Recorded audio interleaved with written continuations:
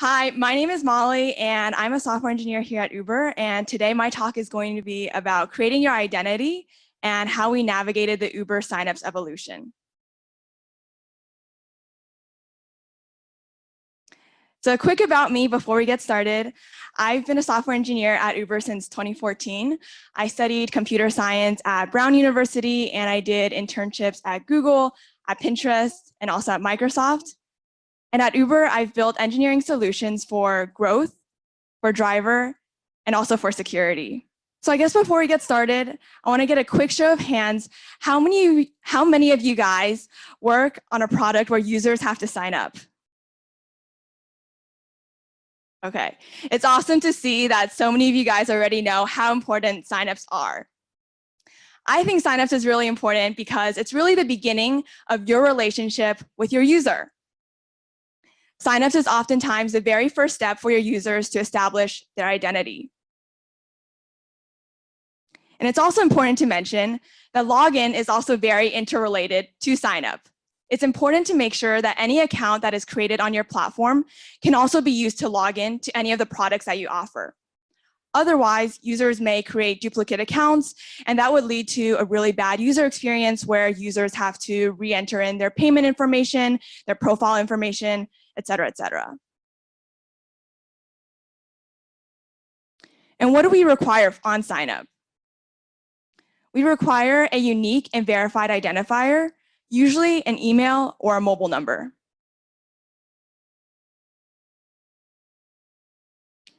Uber has been a particularly interesting space to work on signups because of the hyper growth that we've experienced.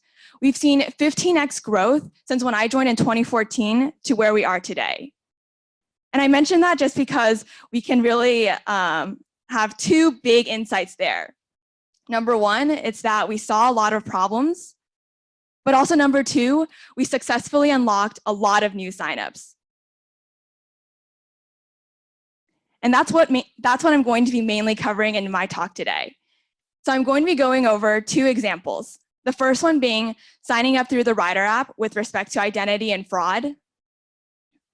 And the second one being signing up through m.uber.com, which is a mobile web product to increase global accessibility. So now let's take a step back in history. And I want to pause right here just because Emma Watson is my role model and she is really great. Okay, this was the previous Rider sign-up flow. Here, we ask the user to first give us their email, their mobile number, and then their password. After that, their first name and their last name, their payment information. There was an optional step to verify their mobile number through an SMS one-time password, OTP. And then after that, they were authenticated and they could land in the map screen where they could start riding or eating. But there are two main problems with that flow. And the first one being a lack of required mobile verification.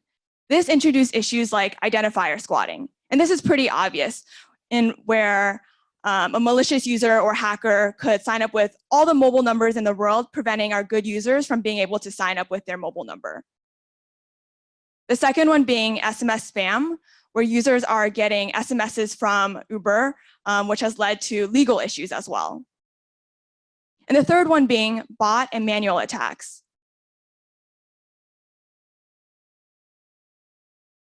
The second problem was that all the signup flows were fixed on the mobile side. And this is what I coined a quote unquote one flow fits all. And this format really lacked the flexibility to customize our signup flows in other regions. So this was the new Rider signup flow that we shipped with the new Rider app in around mid-2016 or so. In this flow, we first asked the user to input their mobile number. Right after that, to verify their mobile number, input their email, input their password, and lastly, their first name and their last name. So the first problem that I mentioned earlier was the lack of required mobile verification. So the solution there was really to test requiring mobile verification and understanding the impact that it would have on our signup flows. So before I deep dive into mobile verification, a quick primer on what it is. It's really just proof that you own the mobile number, usually through a one-time password, OTP, that's sent to your phone. And that's also illustrated in the GIF that you see on the right-hand side.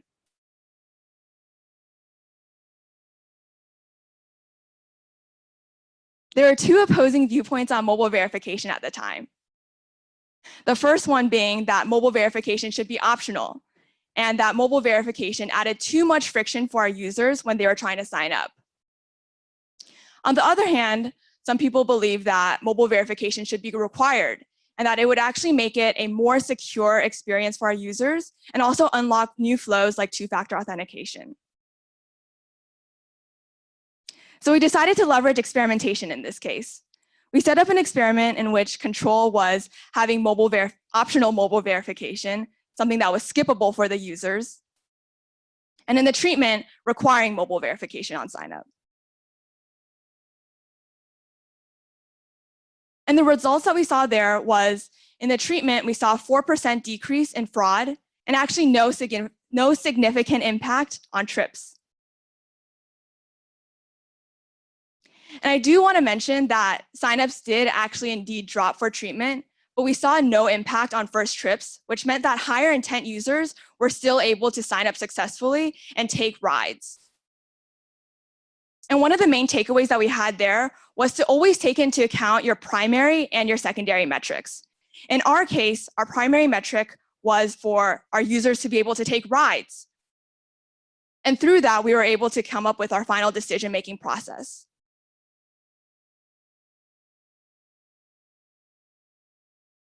The second problem that I mentioned earlier was that all the sign-up flows were fixed on the mobile side. And the solution was to build an authentication platform for sign-up and login that was driven by the server side. Here's a high-level architecture diagram of what that looks like. So we have our end customer, and they may be interfacing with any variety of Uber products, whether that's the rider app, the eater app, the driver app, whatever Uber product that they're trying to use.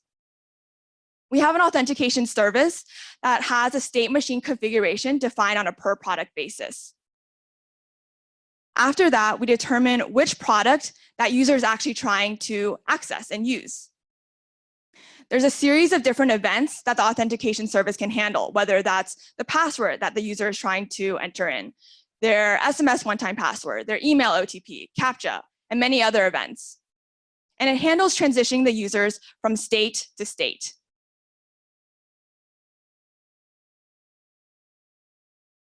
And the beauty of the authentication service is that it makes it really easy to configure any number of flows, because it can really just be boiled down into a series of events where the user goes from the very beginning state all the way to the final and happy authenticated state and being logged in.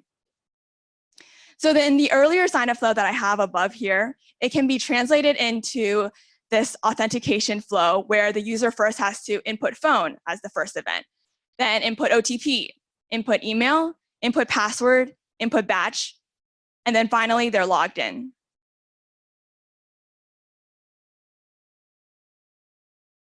And what my team is also super excited for is a passwordless future. And that can also be easily configured by simply removing the password step, that event, and will also require no mobile changes as well. And then on the API level, the authentication is handled through a series of questions and answers between the client and the server. So the server will ask a question and the client will respond with an answer. So let's take this as a simple example where the user is transitioned from inputting their mobile to the SMS OTP screen. So on the left, the user may enter in their mobile number, which is what you see here on the left-hand side, and they're answering the question of type input new mobile. The server will then take that and say, hey, that mobile number looks valid. Let's transition the user to the next question. And that question is of type SMS OTP. The client will then say, hey, I need to render the new question of type SMS OTP, and that's what the user will see next. But it's important to mention that these flows aren't always linear. And that's why the state machine configuration is so powerful. They can get really complex. This is the rider signup flow, testing out various experiments around voice OTP, passwordless, and many other features that we're testing. So to summarize, the new rider signup experience unlocked two major things. Number one, an improvement on safety and fraud with 100% verified mobile numbers, and also a 4% reduction in bot attacks and fraudulent users. The second was a huge win on the engineering side with faster iteration. Today, the authentication service supports over 20 authentication flows and endless possibilities in terms of how we want to configure and test new experiments. But did this work for all of our users? The quick answer is no. So the Uber app didn't work particularly well for users who didn't have enough space to download the Uber app, particularly on low-end phones, low-end Android and iOS devices, Windows Phone devices, and also desktop users. So in 2017, we decided to focus our efforts on building m.uber.com, which is a mobile web product aimed to provide access to Uber for devices that can't download the rider app, especially for in low connectivity regions, and for those users that I just mentioned earlier. So in 2017, we quote unquote reshipped m.uber.com. And to clarify, in 2014, we originally launched m.uber.com, but it wasn't a fully fledged product and had a limited set of features. But as Uber has grown globally, we decided to reinvest in m.uber.com to allow for more global accessibility. These were the key features that we knew we wanted to support with the relaunch of m.uber.com. The first one was performance, the need to support low-end and mid-level devices. The second one was authentication, the ability to sign in, sign up, and recover their account. And the third one being requesting a ride with a map available or not available. And for the purposes of my talk, I'm mainly going to be focusing on performance and authentication.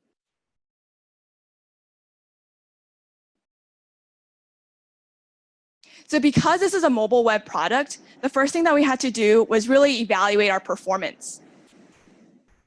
We looked at companies with a similar scale and also with a global focus in order to do a lot of these initial benchmarking. We primarily looked at DOM content load time as our primary metric. And you can see here that the Uber accounts login took roughly 1.8 minutes to load, which is 15 times slower than some of the other companies in this space. And I want to reemphasize that it was minutes, because some people thought I was meant to say seconds, but it's really minutes.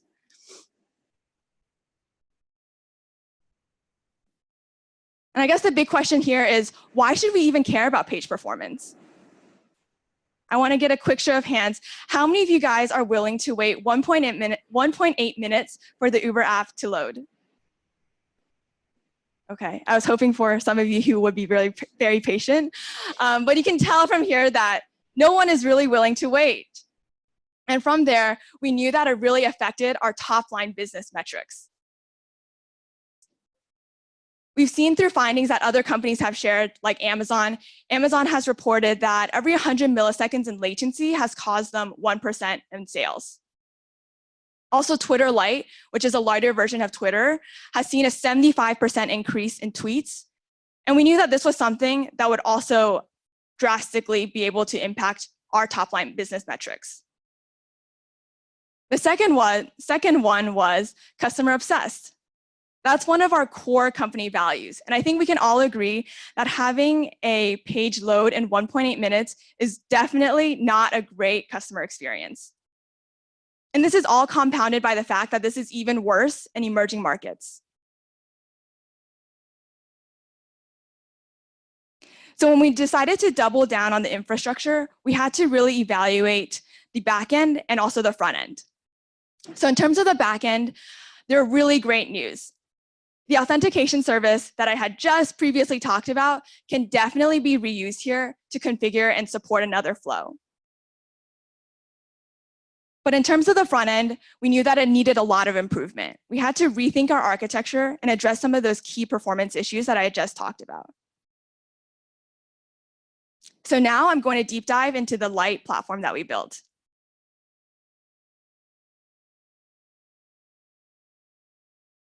So after doing some of that initial benchmarking, our next step was to identify what really contributes to our page loads. Well, number one, it's the HTML. We also had a whole ton of CSS.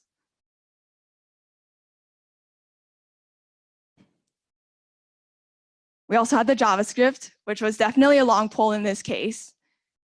And also any third-party libraries, especially the phone number library that we are using in this case to parse phone numbers.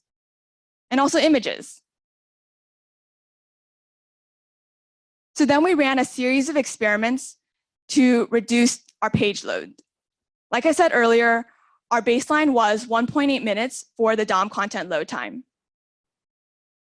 Our first experiment was removing some of the React components and the phone number library, which shaved off 1.4 minutes.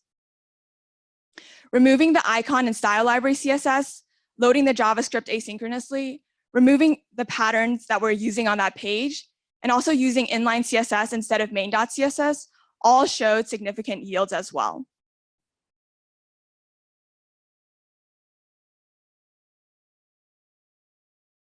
And then on the engineering architecture side, we split out the signups logic into a shared view library. And this was really powerful in that it allowed us to split the JavaScript bundles based on every single app.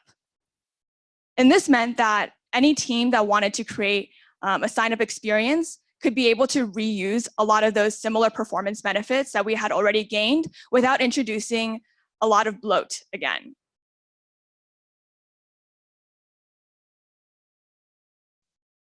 So these were some of our final results. So like I said earlier, the Uber accounts login took 1.8 minutes for the DOM content load time in the very beginning. And after experimentation and also revisiting our front-end architecture, we were able to achieve 3.18 seconds, guys, which was a huge reduction from what we had originally and 2% actually of our original baseline. And this actually makes us 2 to 3 times faster than other companies with similar reach and scale. So what were we really able to achieve in this case? Well, number one, it was a high-performant web app where we were able to minimize the payload and also minimize the latency. We also established a really reusable architecture with the splitted JavaScript bundles I just talked about and a library that could be used for future integration. And that all contributed to a better customer experience. Today, m.uber.com accounts for over 100,000 monthly trips and is used predominantly in India, LATAM, and also rolling out to even more markets. So where are we now? I think it's important to mention that it's always an iterative process and you are never done. Like I said earlier, Uber has seen so much growth and our business has expanded drastically from when I first joined in 2014 to where we are now. But you can lay down a lot of the foundations to build more innovative solutions in the future. I think one quick example that I can give you guys is mobile verification. I talked a lot about this in the very beginning, and that was centered mainly around SMS OTP at the time, one-time password. But we saw that SMS deliverability is actually not great in a lot of our global regions. So we decided to leverage voice OTP instead, where a user would get a phone call with their OTP spoken out to them using RoboVoice. But then in our next evolution, we decided, hey, could we make this even easier? And leverage something like interactive voice response, IVR, where a user can simply use their keypad to confirm that they want to sign up for Uber. And as for the future of signups, we're constantly evaluating other innovative factors as well. And our goal at Uber is to make it seamless, but also secure for our users to sign up on our platform. And some of the takeaways that I hope you guys can all bring back to your companies is, number one, improving the user experience and security are very interrelated. And you can see that from some of the examples that I talked around mobile verification and also m.uber.com. that the unified authentication service built a really strong foundation for fast iteration where we didn't have to rely on mobile release cycles.